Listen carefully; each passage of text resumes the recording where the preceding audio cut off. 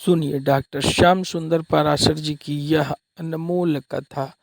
आज की सप्तम दिवसीय कथा के भाग 2 के अंतर्गत भक्तों आप लोगों को भक्ति के रहस्य और प्रभु की कृपा, प्रभु के धाम की यात्रा का वर्णन किया गया है। ध्यान से आज की इस कथा को सुने भक्तों। श्री राधे राधे। तक भी आतंकवादी पहुंच गए थे। तो जब संसद भवन तक सुरक्षित नहीं रहा तो और जगह क्या सुरक्षित हो। इतना दुस्साहस आतताइयों का बढ़ गया था, पर जब से उनकी भाषा में ही उनको जवाब मिलना चालू हो गया, घर में घुस के थप्पड़ मारना चालू कर दिया, तब से महाराज उस देश को हमने भिखारी बना दिया। आज विश्व में कोई भीख देने को तैयार नहीं है। परंतु ये स्थिति कब बनी? जब उसको जवाब उसकी भाषा में मिला तब।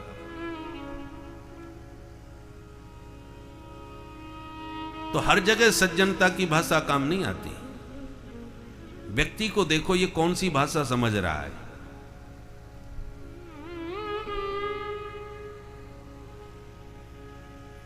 सारे देश में बहुत कुछ शांति स्थापित हो गई। जो सोच नहीं सकते थे वो हो रहा है।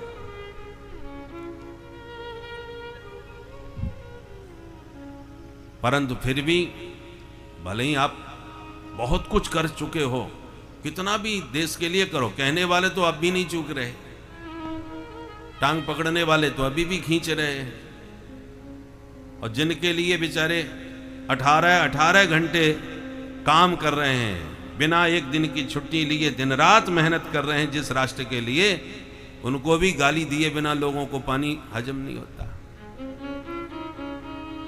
तो कहने वाले तो कहेंगे, पर करने वाले निष्ठा के साथ अपना काम करते हैं, वो किसी की नहीं सुनते। करने वालों को कोई बहाना नहीं चाहिए, न किसी से कोई प्रमाण पत्र चाहिए।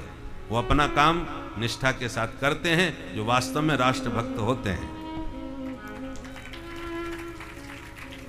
परंतु जिसको करना ही नहीं है वो बहाने ही ढूंढते रहते हैं। इतने बड़े ताज होटल पर आक्रमण हुआ, कुछ नहीं किया, जाके अमेरिका की शरण में जाके रोना चालू कर दिया, देखो हमारे साथ ऐसा हो रहा है, देखो हमारे साथ ऐसा। रोते ही रहे। जबकि इतने बड़े शक्ति संपन्न देश का स्वामित्व करने वाले में इच्छा शक्ति का अभाव था। मौनी बाबा बनकर के कितने वर्षों तक इस देश को ढोया, पर जब मुखर बनकर के बात करना चालू किया तो सारा देश, सारा विश्व इस देश का सम्मान करने लग गया। देश की हवा ही बदल गई। देश में तो शक्ति है, पर नेतृत्व में शक्ति होनी चाहिए ना। और देश की कूटनीति का भी चमत्कार देखिए, ना युद्ध हुआ, ना आक्रमण किया, कुछ नहीं किया, फिर भी पड़ोसी देश को भिखारी बना दिया बिना युद्ध किए। ये कूटनीति होती है कुशलता की। पर ये हम सब समझ रहे हैं, बस एक आवृत्ति की और जरूरत है, तब पूरी तरह से जड़ से यहाँ की जो कमियां हैं और जितने कांटे हैं वो सब निकल के बाहर होंगे। इसलिए आप सबको कटिबद्ध होकर के सावधानी की आवश्यकता है, क्योंकि देश के बहुत जो कलंक थे वो मिट रहे हैं। और बहुत कुछ देश की हवा जो विश्व में, जो अन्य देशों में जाते हैं, वहां जाके आप उनसे सुनिए भारत के क्या छवि उनकी दृष्टि में बन रही है। भगवत कृपा से, भागवत भगवान की कृपा से हमें तो विश्व में कई जगह जाना की अवसर मिलता है। जब विदेशी लोग अपने मुख से मुक्त कंठ प्रशंसा करते हैं तो पता चलता है कि हाँ, वास्तव में हमारे देश की छवि बदल रही है, लोग शक्ति का लोहा मान रहे हैं। तो भगवान ने युद्ध नहीं किया, विश्व युद्ध को टालने के लिए 100 बार गाली भी सुनी, सहनशीलता का भरपूर परिचय दिया, पर एक शिशुपाल का जब सिर उड़ा दिया तो जितने दुष्ट थे सब अपने आप शांत बैठ गए, किसी ने एक आवाज नहीं उठाई। कंटके न कंटको धारा, कभी कभी कांटे से ही कांटा निकालना पड़ता है। और एक शिशुपाल की हिंसा से बहुत बड़ा जो महायुद्ध होने वाला था वो टल गया। सुखदेव जी कहते हैं राजन, भगवान के चरित्र तो अनंत हैं, कहां तक कहें। हरि अनंत, हरि कथा अनंता। तुम बताओ तुम क्या सुनना चाहते हो परीक्षित। तब परीक्षित ने कहा भगवान का एक नाम है दीन बंधु। तो क्या भगवान ने कभी किसी दीन को बंधु बनाया भी था कि नहीं? ऐसा कोई पावन चरित्र हमें सुनाए। तब सुखदेव जी को सुदामा जी की याद आई और भगवान की दीन बंधुता का स्मरण करके एक क्षण में सुखदेव जी समाधिस्थ होने लग गए। सुखदेव जी को प्रेम की समाधि लगने लगी, पर तुरंत अपने मन को सावधान कर लिया कि समाधि का समय नहीं है। कथा कह रहे हैं भाई, कथावाचक प्रेम में नहीं डूब सकता, क्योंकि वो पूरी तरह प्रेम में डूब जाएगा तो फिर कथा नहीं कह सकता। भोले बाबा राम कथा सुनाते हैं भवानी को, पर कभी भोले बाबा को प्रेम समाधि लगने लगती है, और जहां वो समाधि में मन को डूबता हुआ देखते हैं तो तुरंत सावधान होकर के मन को बाहर निकालते हैं। पुन मन बाहर की, सावधान मन कर पुनि शंकर, लागे कथा कहन अति सुंदर। तो सावधान मन वक्ता को करना पड़ता है। ये डूबने का समय नहीं, कहने का समय, सुनाने का समय। तो ऐसे ही सुखदेव जी डूबने लगे भगवान की दीन बंधुता का स्मरण करके। तो सूत जी कहते हैं, विष्णु रातेन संपृष्टो भगवान बादरायणी, वासुदेवे भगवती निमग्न हृदयो ब्रवीत। परीक्षित के प्रश्न को सुनकर के सुखदेव जी निमग्न हृदय, प्रेम में डूब गए। वासुदेवे भगवती निमग्न हृदयो ब्रवीत। जब भगवान वासुदेव के प्रेम में डूबने लगे तो तुरंत अपने मन को सावधान करके फिर सुखदेव जी बोले, और पहले श्री सुदामा जी का परिचय दिया। कृष्णस्यासीत् सखा कश्चित्, ब्राह्मणो ब्रह्मवित्तमा, विरक्त इंद्रियार्थेषु, प्रशांतात्मा जितेन्द्रियः।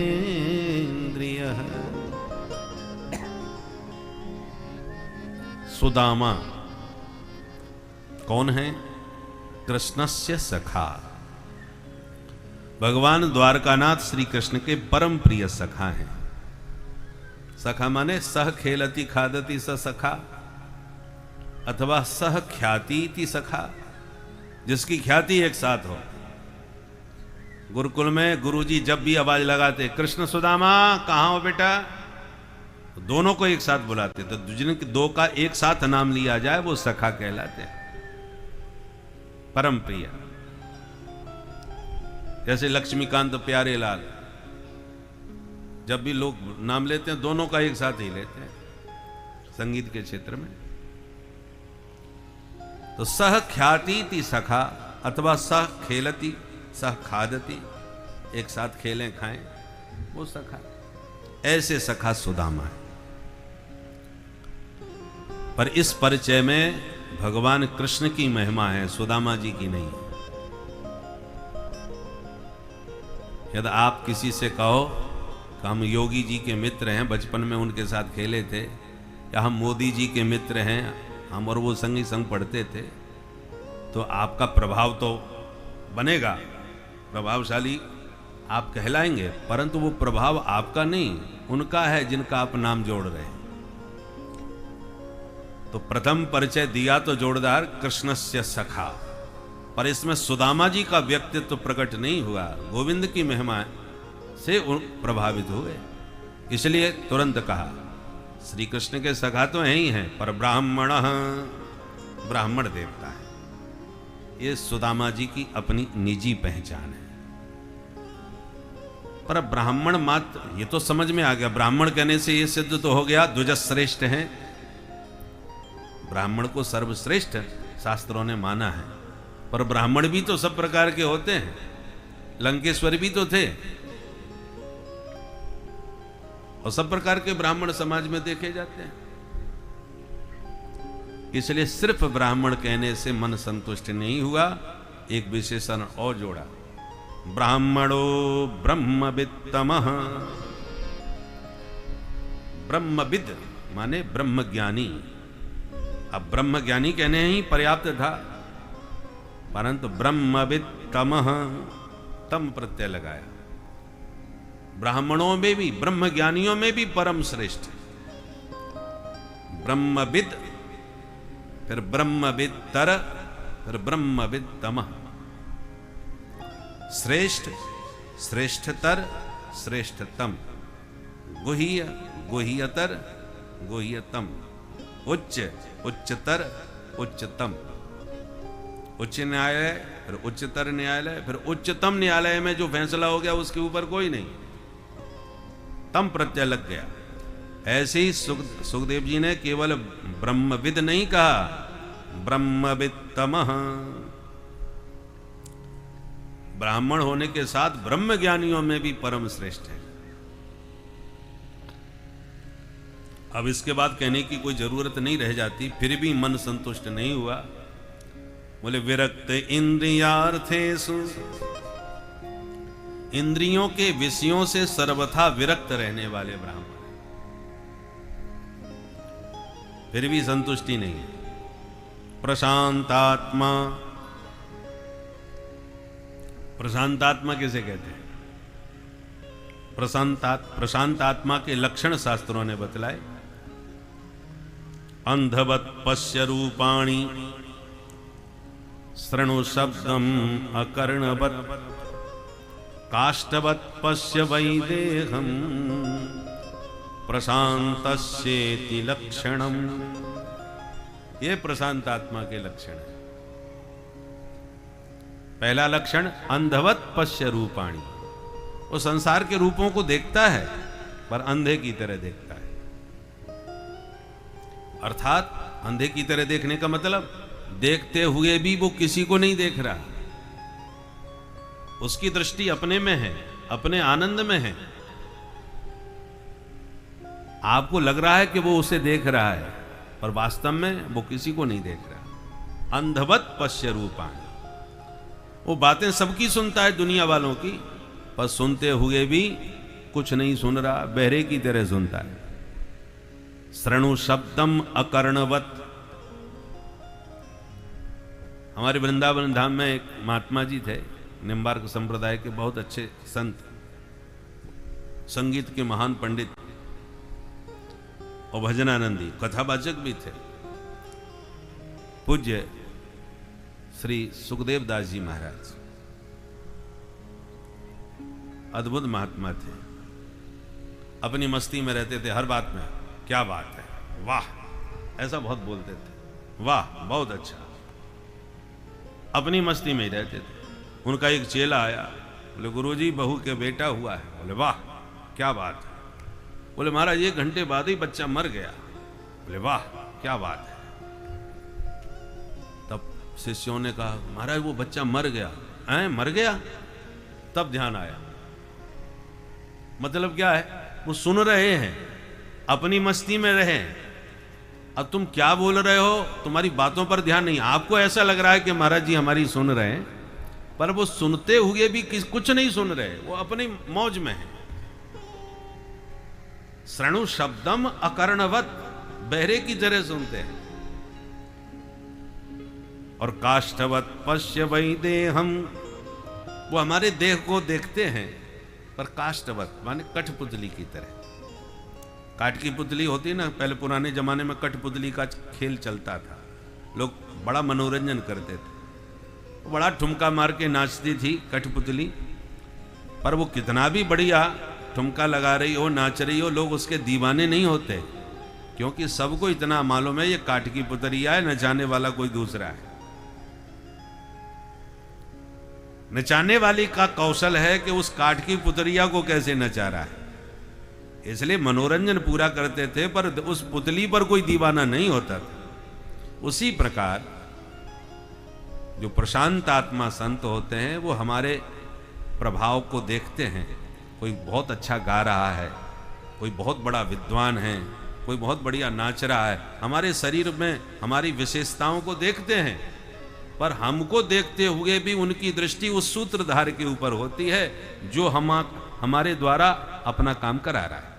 किसी को वाणी दे दी, वक्ता बना दिया, किसी को संगीत का विद्या प्रदान कर दी, गायक बना दिया। तो हम लोग अपने को मानते हैं कि हम गायक, हम विद्वान, हम वक्ता, परंतु जब महापुरुष देखते हैं तो वो इस शरीर रूपी कठपुतली को तो देखते हैं, पर इसमें जो भी विशेषता दिख रही है वो सूत्रधार में के द्वारा देखते हैं कि अब क्या प्रभु ने यह सुंदर वाणी दी है, देखो इसके द्वारा कितना बढ़िया गायन करवा रहे हैं, इसके द्वारा कितना बढ़िया प्रवचन करवा रहे हैं। मूकम करोति वाचालम पंगुम लंघयते गिरिम, किंतु ये सब कब संभव हुआ? यत कृपा, जिसकी कृपा से गूंगा वाचाल बन गया, जिसकी कृपा से पंगु पर्वतारोही बन गया, यत कृपा तम हम बंदे। उस कृपा को देखते रहना चाहिए, कृपा पर दृष्टि बनाए रखना चाहिए।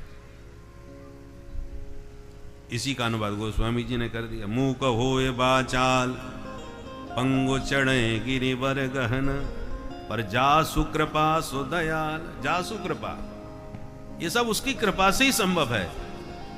तो काष्ठवत पश्य वैदेहम, संसार में जिसके अंदर कोई विशेषता है, हम और आप सब कठपुतली हैं, नचा रहे हैं ईश्वर अपने ढंग से सबको। इसी बात को भोले बाबा कहते हैं।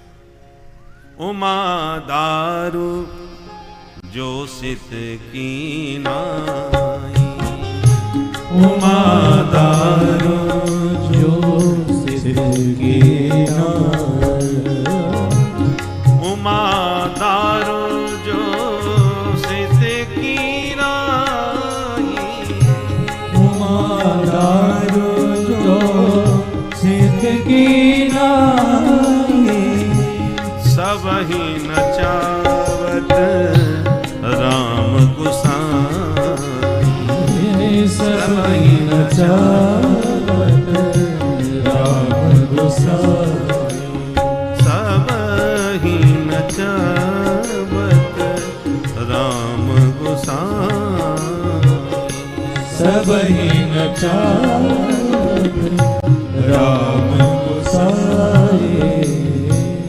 सबको भगवान नचा रहे हैं। कैसे नचा रहे हैं? बोले दारू जो सिद्ध की नाई।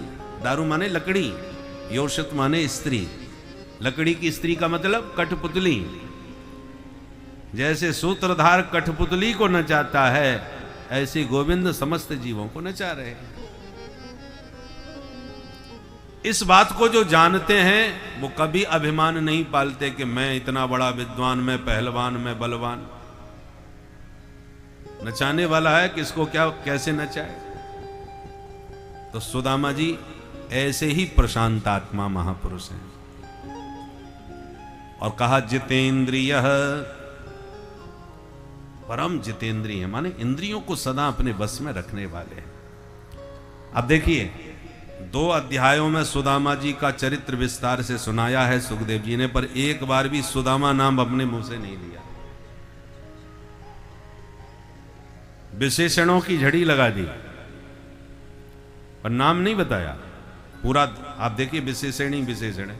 कृष्णस्यासीत सखा कश्चित ब्राह्मणो ब्रह्मवित्तमः विरक्त इंद्रियार्थेषु प्रशांतात्मा जितेंद्रियः।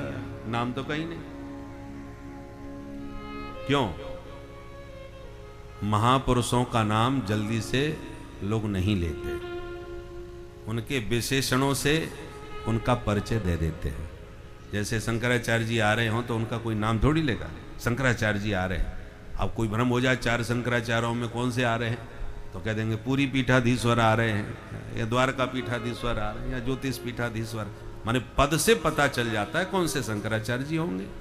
मुख्यमंत्री जी आ रहे हैं, नाम लेने की क्या जरूरत है, सब जानते हैं प्रदेश का मुख्यमंत्री कौन होगा।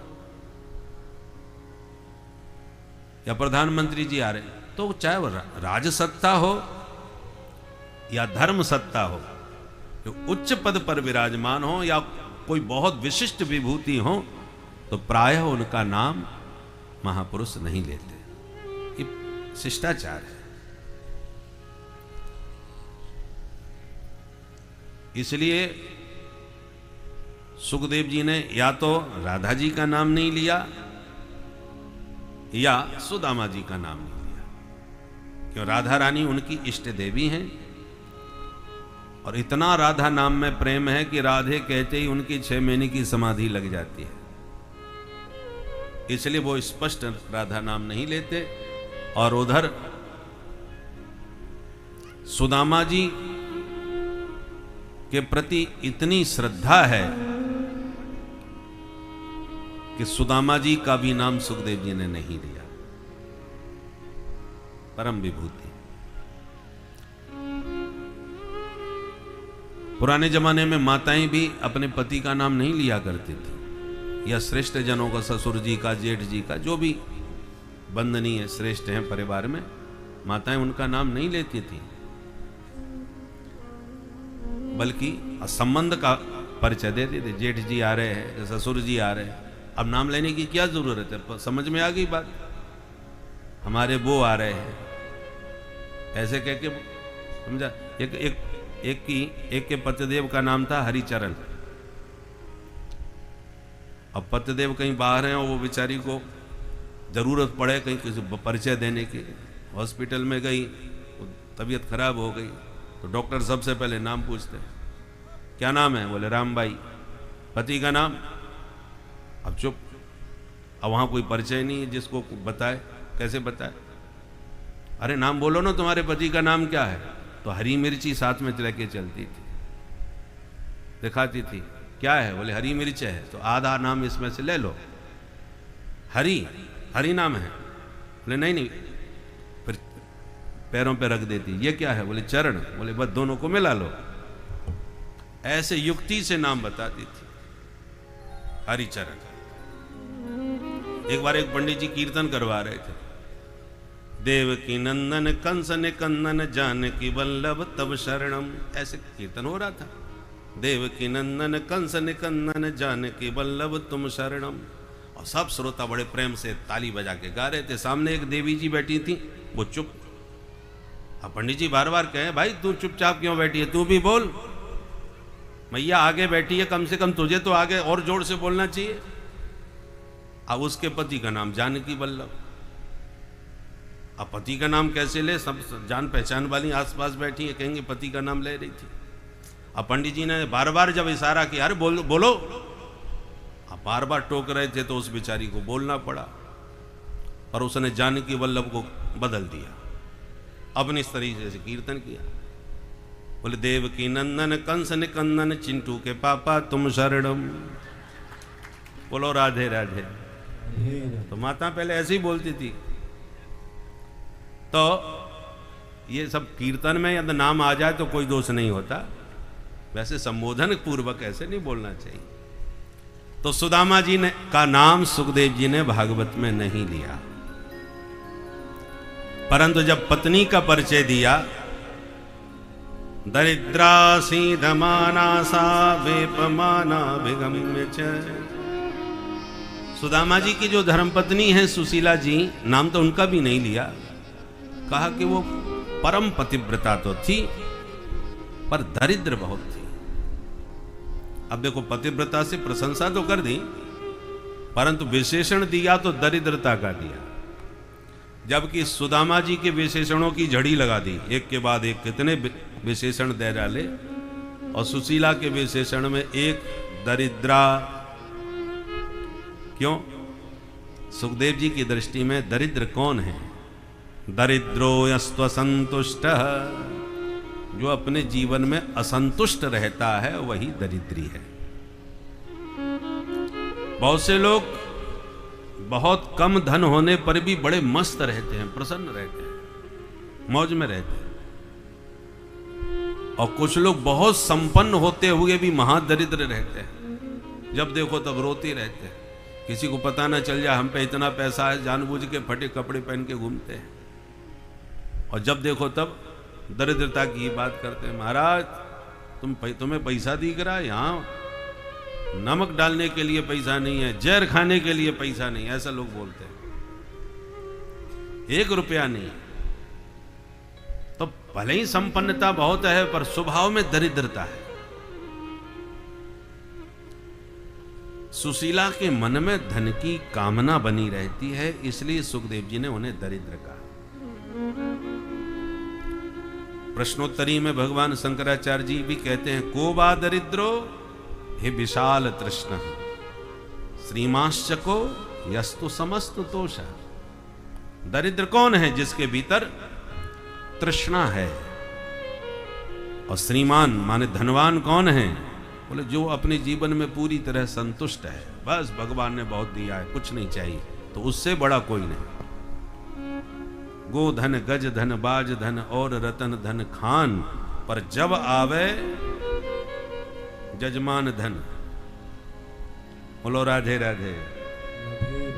संतोष धन, हमारे जजमान जी संतोष ही तो हैं। तो जब आवे संतोष धन, तो सब धन धूरी समान। संतोषस्त्रिषु कर्तव्य। 3 जगह हमेशा संतोष से काम लेना चाहिए। कहां कहां? संतोषस्त्रिषु कर्तव्य स्वदारे भोजने धने। अपनी पत्नी जैसी भी हो, संतोष करो। अपने पास जेब में जितना माल पानी धन है, तिजोरी में जितना है, उसी में संतोष करो। दूसरे के चाहे जितने रुपया पैसा हो, तुम्हें क्या लेने देना। अपना जेब के अनुसार ही खर्चा पानी करो। स्वदारे भोजने और धने। भोजन, दूसरे के घर में मालपुआ बन रहे हैं, रबड़ी बन रही है, क्या लेना देना। अपने घर में जो दाल रोटी बनी है, उसी का आनंद लो, उसी में स्वाद है। तो भोजन में, पत्नी में और अपने धन में 3 जगह हमेशा संतोष से काम कर लेना चाहिए। और 3 जगह कभी संतोष न करे।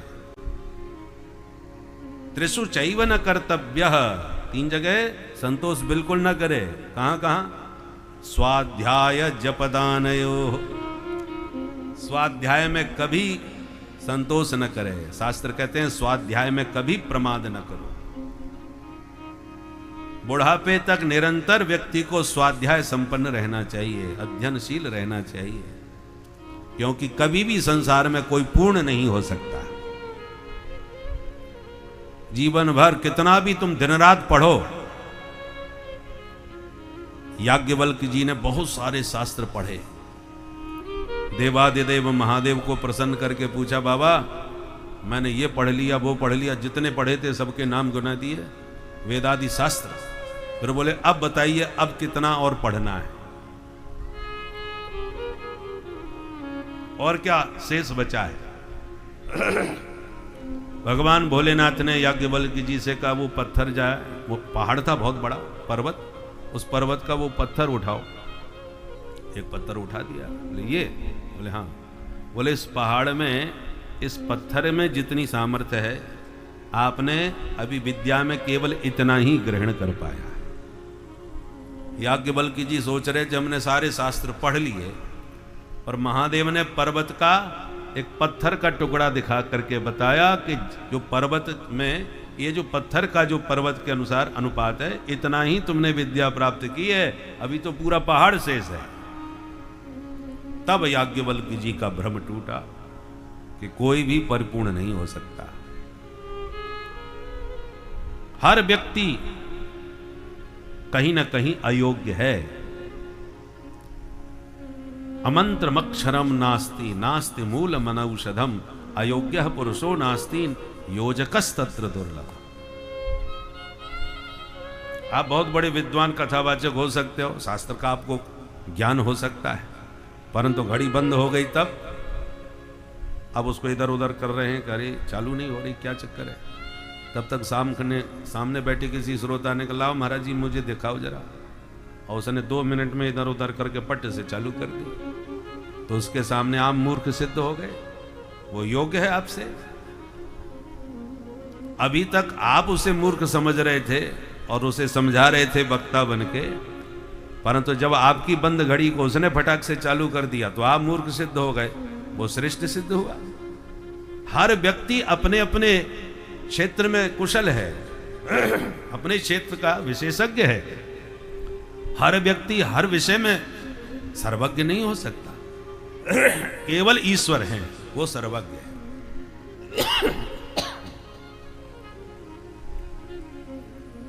इसलिए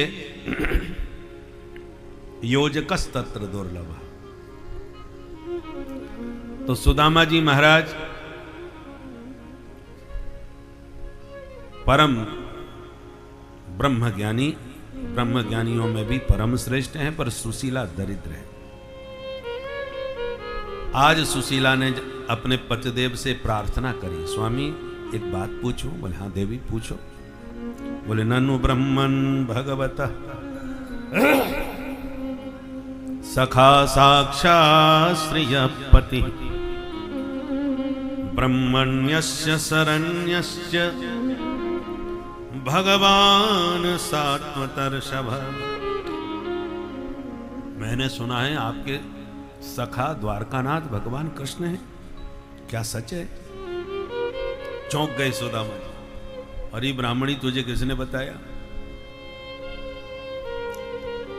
बोले आप तो ये बताओ बात सही है कि गलत? देवी बात तो बिल्कुल सही है। बोले धन्य है महाराज, द्वारकानाथ भगवान आपके मित्र हैं और आज तक आपने मुझे नहीं बताया। कोई महान विभूति आपसे जुड़ी हो, संबंधित हो, तो ऐसा हो सकता है आप किसी को ना कहें ये बात। मुख्यमंत्री से गलती से हाथ मिलाते फोटो खिंच जाए तो फेसबुक में छा जाते हैं हम लोग। ड्राइंग रूम में सबसे पहले वही दिखाई पड़ेगा। स्वभावता है भाई, महापुरुष से कौन अपने को जोड़ना नहीं चाहेगा। पर सुदामा जी के स्वभाव को देखो, साक्षात भगवान द्वारकाधीश जिनके घनिष्ठतम मित्र हैं, पर औरों की तो कौन कहे, अपनी पत्नी तक को उन्होंने कभी नहीं बताया। उसे भी पता नहीं, उसे भी दूर भगवान हैं, राजाधिराज द्वारकानाथ है। तो मेरा बहुत दिनों से मन था कि कभी जाके भेंट करूं, पर यही सोच के रह जाता था बहुत दूर है और ब्राह्मणी न जाने देगी कि नहीं। पर आज तो ब्राह्मणी ही स्वयं कह रही है चले जाओ, इसका मतलब गोविंद याद कर रहे हैं। मुझे तो एक ही उमंग है मन में, अयम ही परमो लाभ उत्तम श्लोक दर्शनम। सबसे बड़ा लाभ है कि गोविंद के दर्शन मिलेंगे। उत्तम है श्लोक माने कीर्ति, चारों ओर जिनकी कीर्ति उत्तम पुरुषों के द्वारा गाई जाए उसका नाम उत्तम श्लोक। भागवत में उत्तम श्लोकों में श्रेष्ठ भगवान राघवेंद्र को सुखदेव जी ने बतलाया। नमो ब्रह्मण्य देवाय, ये भागवत के 9वें स्कंद में राम जी के प्रति कहा गया। वैकुंठाय मेध से, और तृतीय चरण में कहा उत्तम श्लोक धुर्याय। जो उत्तम श्लोकों में धुरी हैं, सर्वश्रेष्ठ, ऐसे भगवान रघुनंदन रामभद्र।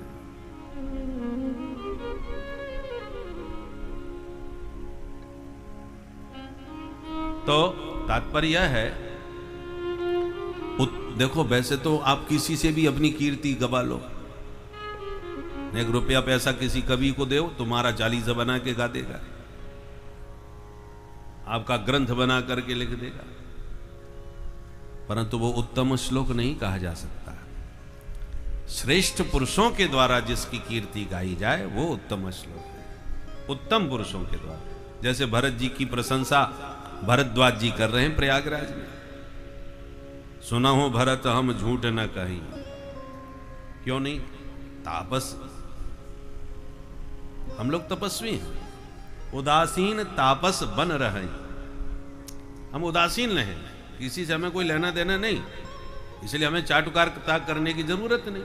हम उदासीन लोग हैं और तपस्वी हैं और वन में रहते हैं। कछु लेना न देना, मगन रहना, तो हम किसी की झूठी तारीफ क्यों करेंगे? स्वार्थी व्यक्ति झूठी प्रशंसा कर सकता है, अब जिसको आपसे कोई स्वार्थ सिद्ध नहीं करना, वो तो यथार्थ कहेगा, जो सही बात है। इसलिए भरद्वाज जी ने कहा, हम जो तुम्हारे बारे में कह रहे हैं वो चाटुकारिता के कारण नहीं कह रहे। सुना हो भरत हम झूठ न कहीं, उदासीन तापस बन रहे। इसलिए हम जो कहेंगे वो बिल्कुल यथार्थ बात करेंगे। तो ऐसे जो यथार्थवादी साधु महापुरुष हैं, वो जिनकी प्रशंसा करें, वो उत्तम श्लोक है।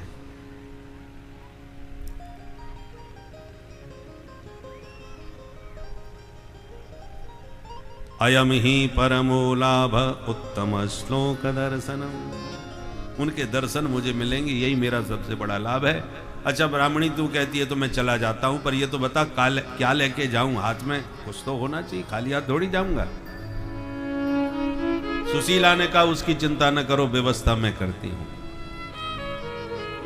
याचित्वा चतुरो मुष्टि विप्रां पृथुक तण्डुलान् चैल खंडेन तान बद्ध्वा भर्त्रे प्रादादुपायनम्।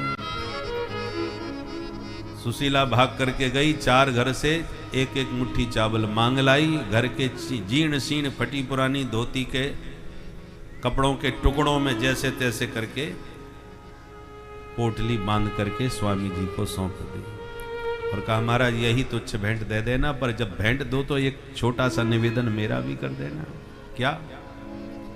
1 मास 2 पाख में 2 एकादशी हो, सो प्रभु दीन दयाल ने नित्य प्रतिदिन ही मोहे। हे दीन दयालु, आप अपने सभी भक्तों को एकादशी का व्रत करवाते हैं। मैं भी आपकी भक्त हूं, पर मेरे ऊपर आपकी कुछ ज्यादा ही विशेष कृपा है कि लोग महीना में 2 बार एकादशी करते हैं, हाँ 12 मास एकादशी बनी रहती है।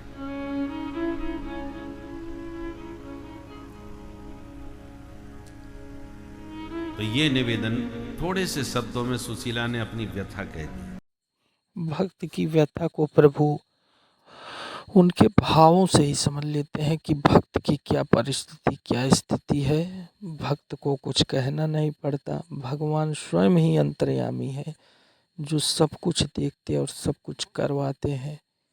किसी व्यक्ति विशेष किसी भी प्रकार की समस्या का समाधान प्रभु पहले ही लिख देते हैं।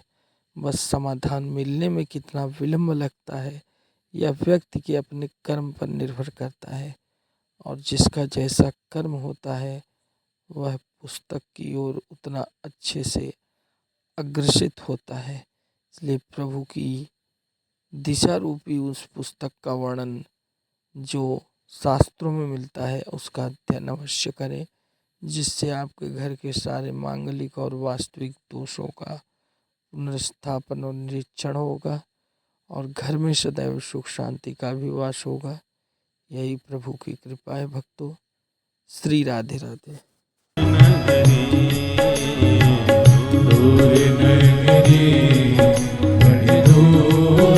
श्री राधे।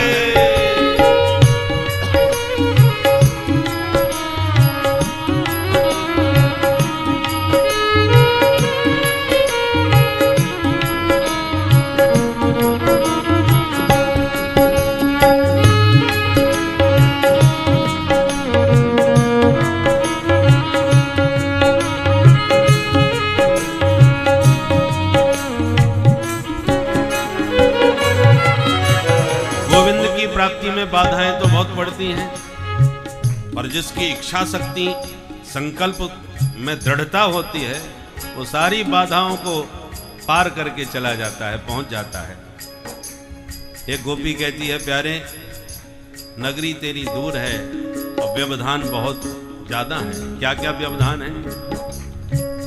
जमुना जल जाऊं तो कान्हा पायल मोरी बाजे, जमुना जल जाऊं तो कान्हा पायल मोरी बाजे, जमुना जल जाऊं तो कान्हा पायल मोरी बाजे, जमुना जल जाऊं तो कान्हा पायल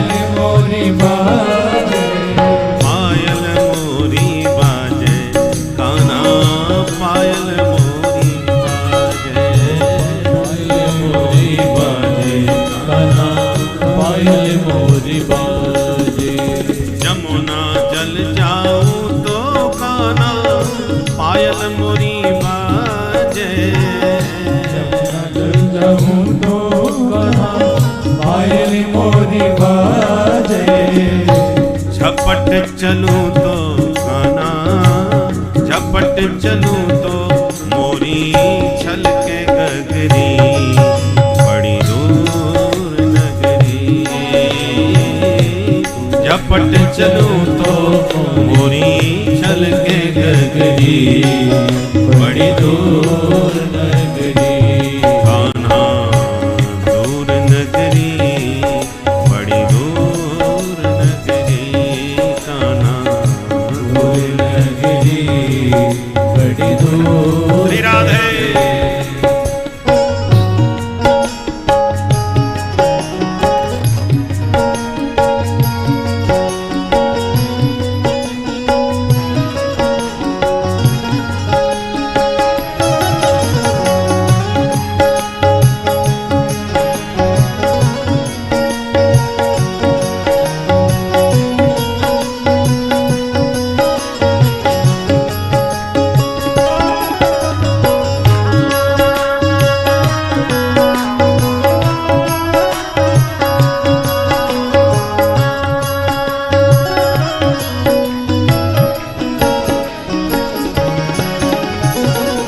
सखी संग आऊं कान्हा लाज मोहे लागे, सखी संग आऊं कान्हा लाज मोहे लागे, लाज मोहे लागे।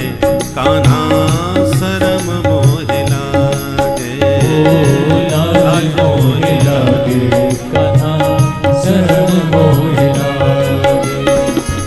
सखी संग आऊं कान्हा लाज मोहे लागे, सखी संग आऊं कान्हा लाज मोहे लागे।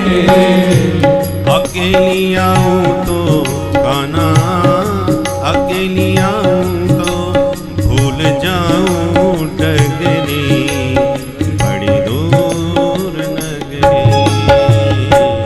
दूर नगरी बड़ी दूर नगरी। कान्हा दूर नगरी, बड़ी दूर नगरी। नगरी बड़ी दूर नगरी।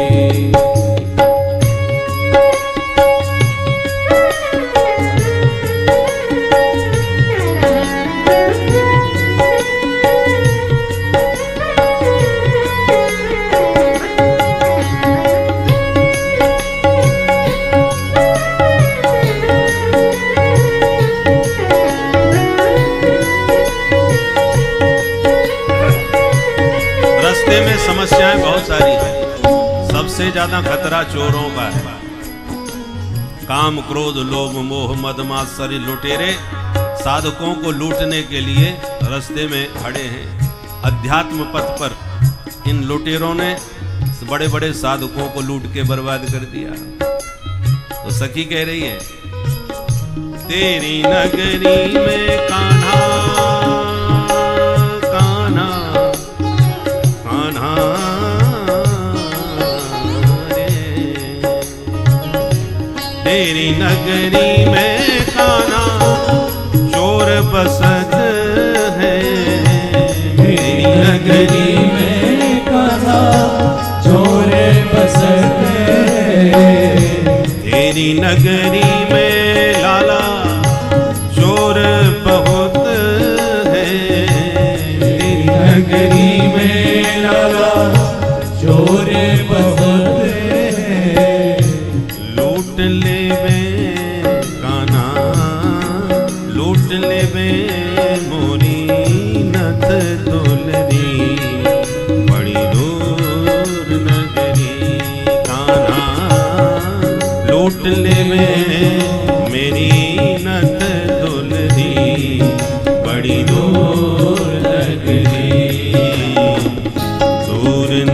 नगरी बड़ी दूर नगरी, दूर नगरी बड़ी दूर। श्री राधे।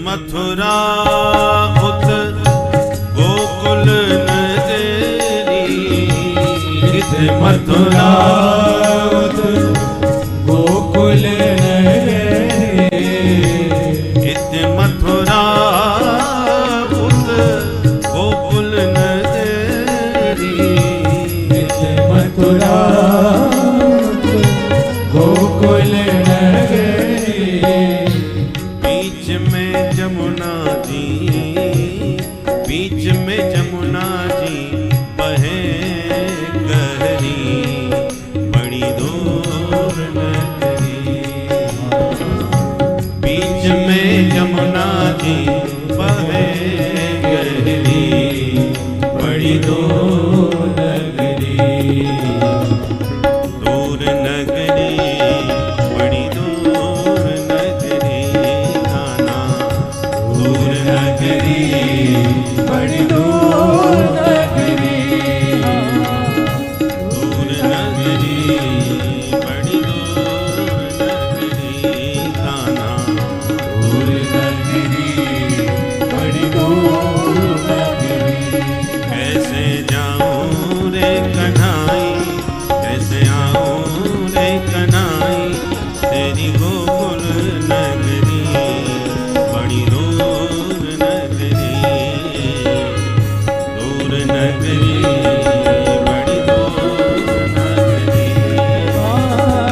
दूर नगरी बड़ी दूर नगरी, ओ नाना दूर नगरी, बड़ी दूर नगरी, ओ बड़ी दूर नगरी, बड़ी दूर नगरी। बोल बंसी वारे की। तो साधक को मार्ग में व्यवधान तो बहुत आते हैं, पर लक्ष्य पे दृष्टि सुदृढ़ हो और इच्छा शक्ति दृढ़ हो तो कोई बाधा नहीं रोक सकती। और भगवान का तो वचन है, जो तू आवे एक पग मैं आऊं पग 60, और जो तू कर रो काठ सो तो मैं लोहे की लाठ, ये यथा माम प्रपद्यन्ते।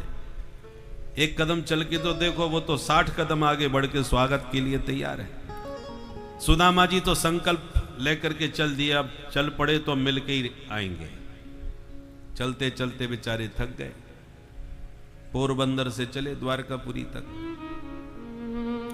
जब श्रम हो गया, थकावट हुई, तो थोड़ा वृक्ष की छांव में आराम करने लगे। जैसी निद्रा आई, गोविंद ने ऐसी लीला रचाई कि उठा के सुदामा जी को द्वारकापुरी में ही सुलाए दिया। मार्ग सुगम करना प्रभु की कृपा है। भगवत प्राप्ति के मार्ग चाहे जितने कठिन हो, और जब कृपा प्रभु करते हैं तो हर मार्ग सुगम हो जाता है।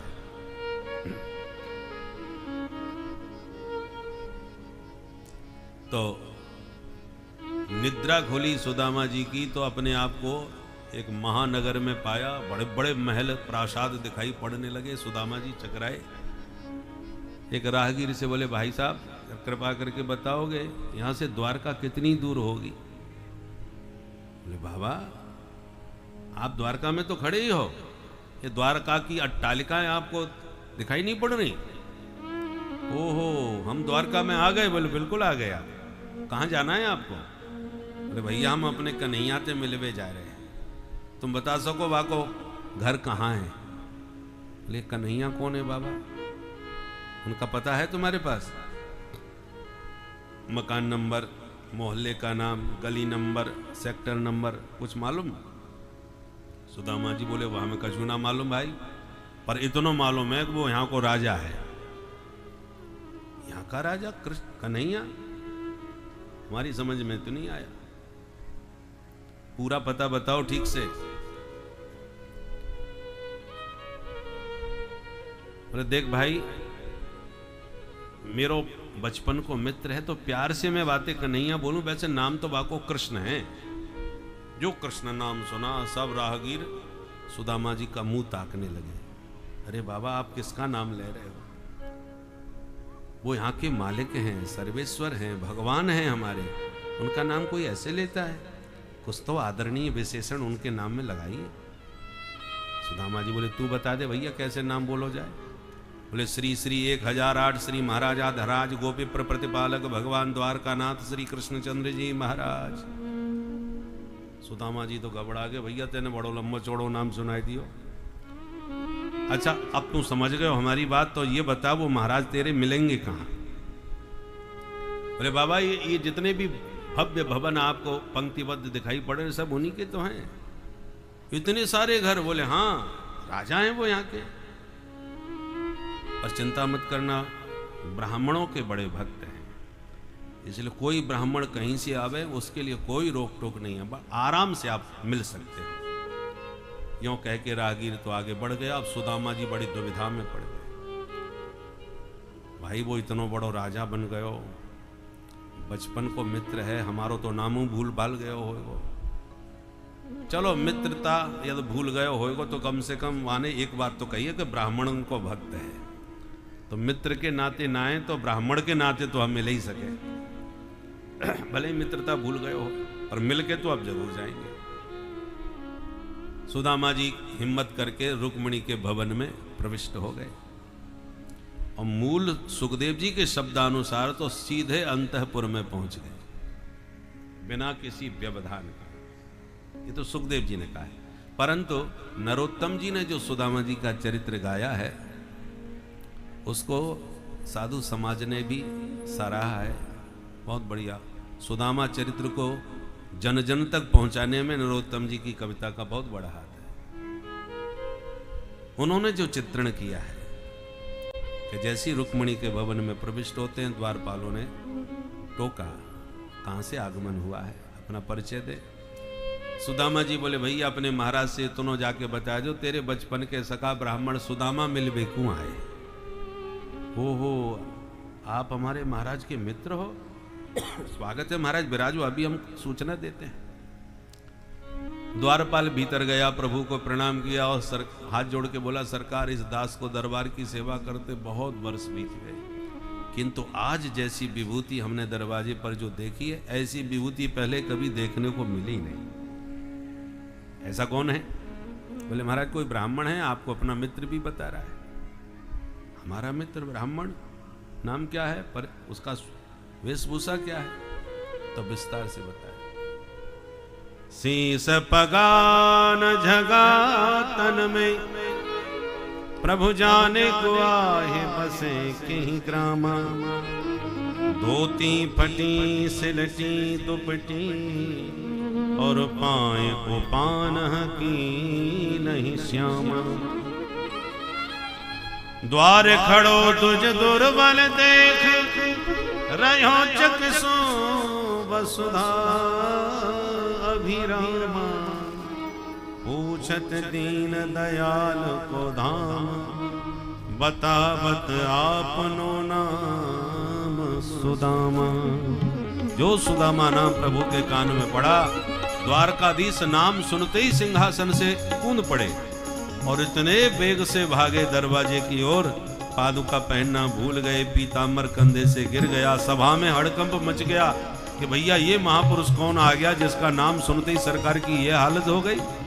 और एक से एक विभूतियां इस दरबार में आए दिन पधारती हैं और प्रभु को इतनी व्यग्रता से भागते हमने आज पहली बार देखा है, क्योंकि हमेशा हमको आदेश दिया करते थे जाओ उन्हें आदर पूर्वक ले आओ, पर आज किसी को आज्ञा दिए बिना स्वयं उसकी अगवानी में भागते हुए जा रहे हैं। लगता है कोई विशिष्टतम विभूति का दर्शन होने जा रहा है। सारी सभा में सब किंग कर्तव्य विमूढ़ बने खड़े हैं कि कौन है ऐसा महापुरुष जिसके स्वागत में ऐसे सरकार भाग के गए। सबके मन में एक उत्कंठा, एक जिज्ञासा। और द्वारपाल तो बेचारा घबरा ही गया, ये कौन महापुरुष आ गया। वो पीछे पीछे भागा जा रहा है। 7 ड्योढ़ी पार करके भगवान मुख्य द्वार पर पहुंचे, जहां सुदामा जी खड़े हैं। जो दूर से द्वारकानाथ की दृष्टि पड़ी, भगवान ने तुरंत वेग से दौड़ करके सुदामा जी को अपनी विशाल भुजा पास में उठा के हृदय से लगा लिया। बोल दीनबंधु भगवान की। दोनों मित्र एक दूसरे के कंठ लग करके इतने आनंद मग्न हो गए कि कंठावरोधन हो गया, नेत्र सजल हो गए, देह रोमांच कंटकित हो गया। ऐसा प्रतीत हुआ जैसे आकाश और पाताल का मिलन हो गया। एक वो अकिंचन है जिसके पैर में जूते चप्पल तक नहीं है, एक तन पर पूरा साबुत वस्त्र भी नहीं है, एक धोती है जो आधी नीचे लिपटी है, आधी से ऊपर का अंग ढक रखा है, वो भी कई जगह से फटी हुई है, कई जगह से सिली हुई है। इतना परम अकिंचन, और दूसरी ओर साक्षात श्री निकेतनम, लक्ष्मी का पति। भगवान हाथ पकड़ के बड़े आदर के साथ भीतर लाए। सारी सभा सुदामा जी को देख करके स्तब्ध रह गई, इसके लिए दौड़े थे। और सुदामा जी सभा की भव्यता को देखकर भौचक्के हो रहे। इतना सुंदर महल, चारों ओर आश्चर्य ही आश्चर्य है। सबके मन में उत्कंठा है कि ये विभूति है कौन। और भगवान ने और भी सबको अचंभित कर दिया जब हाथ पकड़ के सुदामा जी को अपने निज सिंहासन पर बैठा दिया। रुक्मिणी को इशारा किया, जाओ शीघ्र जल लेके आओ, पाद प्रक्षालन करना है। रुक्मिणी भागी भवन में, भगवान बैठ गए चरण में सुदामा जी के, और अपना पीतांबर उठा के सुदामा जी के चरणों में लगी धूल मिट्टी को साफ करने लगे, तलबे सहलाने लगे। पाद तल पर जब सुदामा जी के हाथ फेरा तो पता चला अनगिनत कांटे चुभे हुए हैं, जिनका भान ही सुदामा जी को नहीं है। एक एक करके भगवान कांटा निकालने लगे।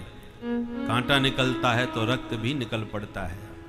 ऐसे रक्त रंजित सुदामा जी के श्री चरणों की हालत देखकर द्वारकानाथ इतने द्रवित हुए कि जब तक रुक्मिणी घर से पानी लाती तब तक गोविंद के नयनों से गंगा यमुना की ऐसी धारा बही कि गोविंद के नेत्र जल से ही सुदामा जी के दोनों चरण पूरी तरह प्रक्षालित हो गए।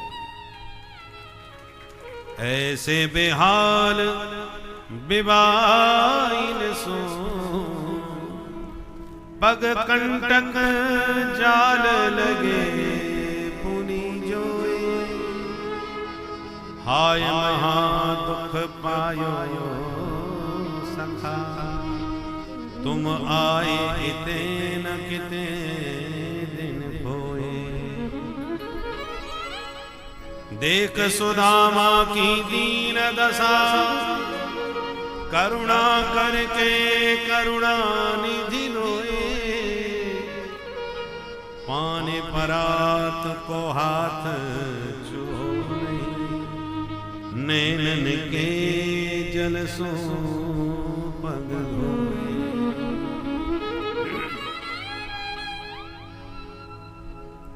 प्रीतो विमुंचयन बिंदून नेत्राभ्याम पुष्करे क्षण। रुक्मिणी जल लेके आई, तब तक जल का कार्य पूर्ण हो चुका था, चरण धुल चुके थे। रुक्मिणी यह दृश्य देख करके खड़ी रह गई, मन में सोचने लगी, किम अनेन कृतम पुण्यम अवधूतेन भिक्षुणा, श्रियाहीनेन लोकेस्मिन् गर्हितेन धनेन च।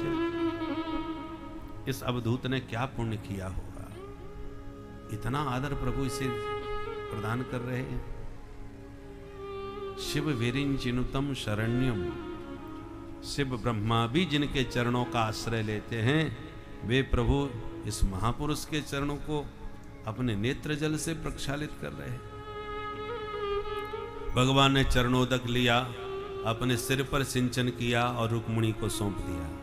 देवी, इस पवित्र जल ने आज मुझे पवित्र कर दिया, अब पूरे घर को पवित्र कर दो। अग्रहीत सिर साराजन भगवान लोक पावन, सारे जगत को पावन करने के लिए प्रभु का एक नाम पर्याप्त है। एक बार जो प्रभु का स्मरण कर ले वो भीतर बाहर दोनों प्रकार से पवित्र हो जाता है। इसलिए आचार्य वृंद पूजा प्रारंभ करने से पहले यही मंत्र पढ़ते हैं, अपवित्रः पवित्रो वा सर्वावस्थांगतोऽपि वा यस्मरेत पुंडरीकाक्षं सबाहिया विहंतरस्सुचि। बाहर और आभ्यंतर दोनों प्रकार से पवित्र। कब? यस्मरेत, केवल प्रभु का स्मरण करने से। अब वो भगवान कह रहे हैं कि मैं पवित्र हो गया। हाथ पकड़ के सुदामा जी को अंतःपुर में प्रभु लाए, स्नान करा के नूतन वस्त्र पहनाए, विविध व्यंजनों का भोजन प्रसाद पवाए और अपनी निज सैया पर लाके सुदामा जी को सुलाए। सुदामा जी जब लेट गए तो भगवान ने चरण दबाए। रुक्मिणी ने देखा मालिक चरण सेवा कर रहे हैं तो दासी को भी कुछ सेवा करनी चाहिए। पंखा लेके आई और हवा करने लगी। सुखदेव जी कहते हैं, परीक्षित कौन कहेगा सुदामा दरिद्र है? अरे साक्षात लक्ष्मी जिसके लिए पंखा जल रही हो और लक्ष्मीपति जिसके चरण पलोट रहे हो, दुनिया में उससे बड़ा धनवान कौन हो सकता है? बोल दीनबंधु भगवान की जय। प्रभु को लगा कि मेरा मित्र इतनी देर से आया पर कुछ बोल ही नहीं रहा, मौन धारण किया। इसकी वाणी कैसे मुखरित हो? तो भगवान ने जानबूझ करके बुलवाने के लिए एक प्रश्न पूछ दिया। अपि ब्रह्मन् गुरुकुलात् भवता लब्ध दक्षिणात् समावृत्तेन धर्मज्ञ भार्योढ़ा सदृशेनवा। मित्र सुदामा, बहुत दिनों के बाद मिले हो, पहले मुझे ये बताओ विवाह किया कि नहीं? तुम्हें तुम्हारे अनुकूल कोई भार्या प्राप्त हुई? इस प्रश्न को सुन के सुदामा जी पर मुख पर थोड़ी मुस्कान आई, आंखों से इशारा किया, या के अतिरिक्त पूछबे की और कोई बात नहीं मिली? मेरे विवाह की बड़ी चिंता है भाई। भगवान बोले, चिंता क्यों नहीं होगी? बचपन से ही बाबा बैरागियों की बातें करते थे, इसलिए शंका है कहीं बाबा जी यही तो ना बन गए। सुदामा जी बोले, ना ना बाबा तो ना बने, तेरी भाभी को नाम है सुशीला, जैसो नाम है वैसो ही स्वभाव है, तो मेरे जीवन की गाड़ी आनंद से चल रही है। तू बता लाला, तेरो विवाह भयो कि ना है? भगवान हाथ जोड़ के बोले, मेरी मत पूछो मित्र, आप घर में ही बैठे हो तो सबसे मिलवाएंगे प्रेम से। और पहले तुम ये बताओ, तुमने चुपचाप अकेले अकेले विवाह कैसे कर लिया? सुदामा जी बोले, लाला तो को बुलावो, कोई हंसी खेलना है। आज हमारे बड़े भाग्य हैं जो तेरे से भेंट हो गई। सुदामा जी, भगवान बोले, मित्र मित्रता में ऐसी बातें अच्छी ना लगे। अरे आप बुलाते तो हम ना आते। अखैर जो बात बीत गई सो बीत गई। पहले मुंह को ये बताओ, भाभी जी से कम मेरी चर्चा तो करी होगी कि ना? मेरा परिचय करायो। सुदामा जी बोले, सांची कहूं तेरी भाभी नहीं भेजो है। ओह, भाभी के भेजबे ते आयो आज? तब तो भाभी जी ने मेरे लिए तो कुछ न कुछ जरूर भेजा होगा। अब धड़कन तेज भई सुदामा जी की, हे भगवान, इतना बड़ो राजा और मेरे पास 4 घर के मांगे टूटे फूटे चावल, बगल में और जोर से दवाई लिए छुपा लिए। अरे लाला, हम पे का धरो जो तेरे ताई का चूल्हा सके। भगवान बोले, ऐसी बातें मत करो, लाए हो तो दो, नहीं मना करो। बोले, मैंने मना कर तो दई भैया, कचू है ही ना। भगवान मुस्कुरा के बोले, मित्र लगता है बचपन की आदतें सुधरी ना है। का मतलब? बोले, याद है मित्र, जब हम गुरुकुल में गए थे, पढ़ते थे, तो एक बार हम दोनों समिधा लेने गए थे। हाँ कन्हैया, याद आ गई भैया। वादनों कितनों भयंकर पानी बरसो, पूरा जंगल पानी से भर गए और रास्ते ही भटक गए। बरसात में कहां कहां भटकते फिरे, पूरी रात वृक्ष की छांव में बिताई। मैं वो अंधियारी रात बरसात की कबहू ना भूल सकूं। भगवान बोले, सब कछु याद है। तब तो ये भी याद होगा उस दिन रात भर, उस रात तुम्हारे दांत सर्दी में कितनी जोर से कटकटा रहे थे। अब सुदामा जी समझ गए ये तो कछु और कहवे वारो। तुरंत प्रसंग बदल गया। बचपन के मित्र बुढ़ापे में मिले तो बुढ़ापे में भी बचपना वापस आ जाता है। प्रसंग सब सुनाने लगे। वयम भ्रशम तत्र महानिलाम्बुभिर निहन्यमाना मुहुरम्बु संप्लवे दिशो विदन्तोऽथ परस्परं वने गृहीत हस्ता परिभ्रमातुरा। मित्र हम दोनों एक दूसरे का हाथ पकड़ के कहां कहां जंगल में भटकते फिर उस बरसात में। सुदामा जी बोले मुझे सब कछु याद आ गया, अब आगे व्याख्या मत कर, मुझे सब ध्यान है। भगवान बोले तो सच बताओ भाभी जी ने कछु ना भेजो। सुशीला के इस दिव्य अनंत प्रेम को देखकर प्रभु श्री कृष्ण अत्यंत उत्साहित होकर जो नहीं भी देना था वह सब चावल को खाते खाते प्रदान करते चले गए, जिसमें पृथ्वी लोक सहित सभी लोगों का सुख ऐश्वर्य उन्होंने सभी चीज़ें सुदामा जी को दे दी 2 मुट्ठी चावल में ही। और अंतिम मुट्ठी चावल खाते समय ही रुक्मणी माँ ने उन्हें रोका और वैकुंठ देने से बचा लिया, नहीं तो नारायण वैकुंठ भी निकालने से नहीं मानते। तो यह सब प्रभु की भक्तों कृपा है, जो प्रभु को इतना साध में रखते हुए भी मन भटकाने का प्रयास करता है। इस मन से बचने के लिए आप लोग भक्तों मन को इन्हीं कथाओं के माध्यम से ईश्वर के अनन्य प्रेम में डुबोए रखें। भक्तों, श्री राधे राधे। एक वचन है और किसी फूल का नाम नहीं। और फिर बोले फलम, फलम में भी एक वचन है, किसी फल का नाम नहीं। फिर बोले तोयम, तोयम माने जलम, तो जल में भी किसी जल विशेष का नाम नहीं, कि गंगा जल के, जमुना जल के संगम का, कि गंगोत्री का, किसी जल विशेष का नाम नहीं ले, केवल तोयम एक चुल्लू जल। शर्त सब में एक है कि यो में भक्त्या प्रयक्षति। पदार्थ कुछ भी हो चलेगा, परंतु भक्ति भाव से भरा हुआ होना चाहिए। तुम्हारा उसमें प्रेम पगा होना चाहिए।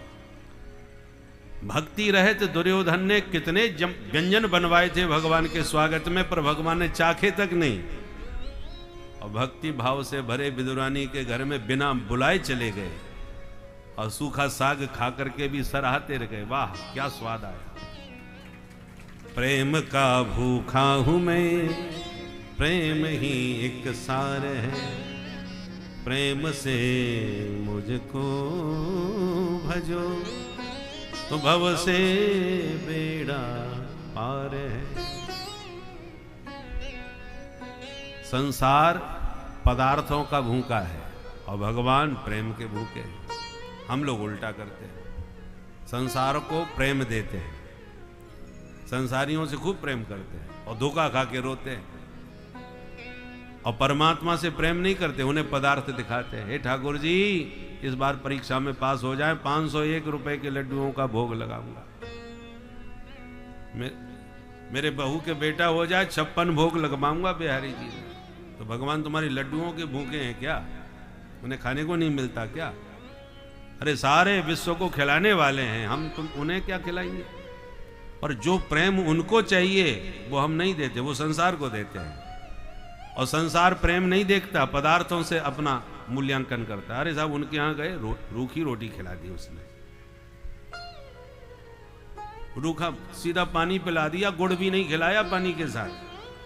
आपके क्षेत्र की एक विशेषता देखी, सीधा पानी कोई नहीं पिलाता, कुछ ना कुछ मिठाई जरूर हमें खिलाएंगे, मिठाई के साथ पानी, खाली पानी नहीं।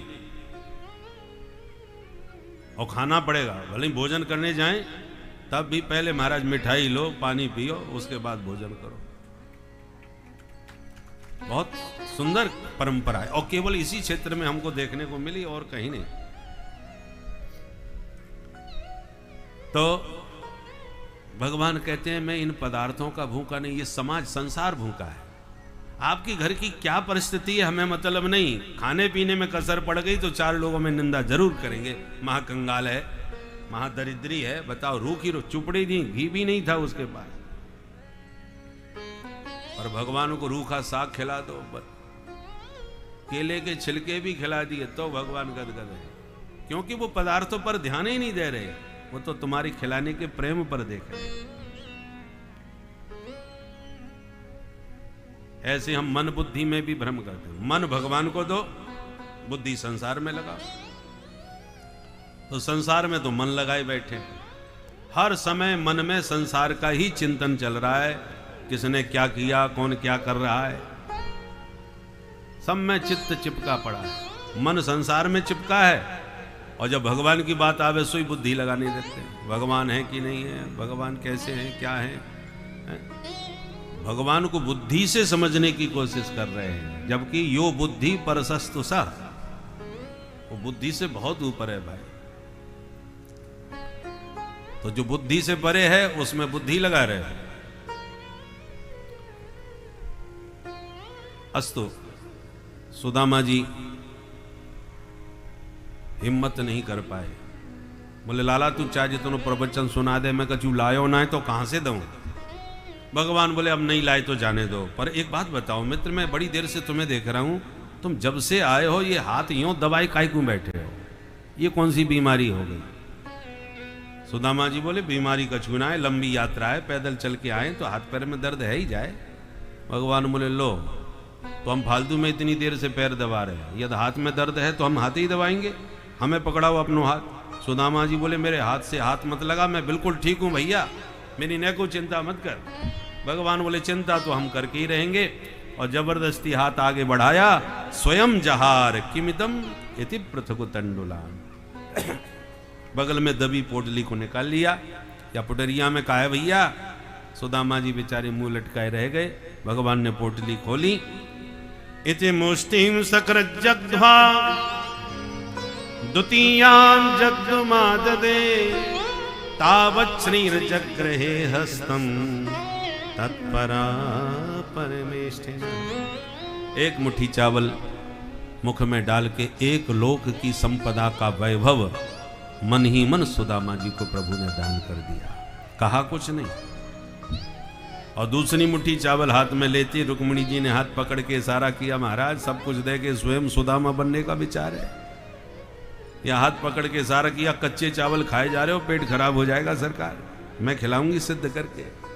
अथवा हाथ पकड़ के कहा एक संत का प्रसाद है, अकेले अकेले पाए जा रहे हो, परिवार में सबको कम से कम 2-2 दाने तो मिले।